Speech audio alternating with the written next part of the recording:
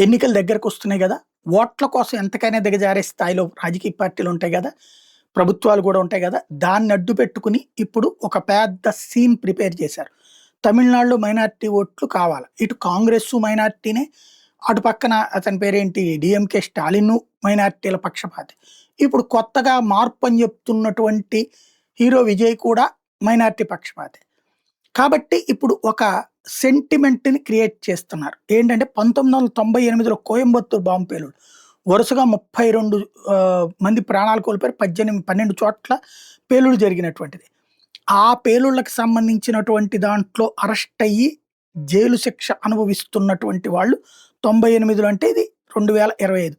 25 ఏళ్ల నుండి వాళ్ళు జైళ్ళల్లో ఉన్నారు. అంటే 2000లోనే వాళ్ళకి శిక్ష పడిందనమాట. ఆ శిక్ష లెక్క ప్రకారం ఇప్పుడు 25 ఏళ్లయింది.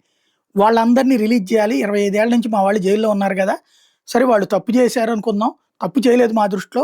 నిరపరాధులకు అన్యాయంగా శిక్షలు వేశారు అనేది మేము చెప్తున్నాం.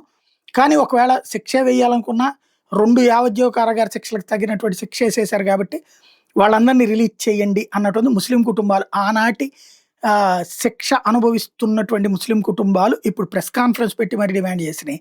వీళ్ళే ఒకప్పుడు ఎల్టీటీఈ టెర్రరిస్టులు కూడా ఇట్లాగే ప్రెస్ మీట్లు పెట్టి విడిపించుకున్నారు. ఇప్పుడు అదే తరహాలో ఎల్టీటీఈ వాళ్ళకి సంబంధించినటువంటి కుటుంబాలు కూడా ఇప్పుడు ఆ యాంగిల్‌లో వీళ్ళు కూడా మూవ్ అవుతున్నారు.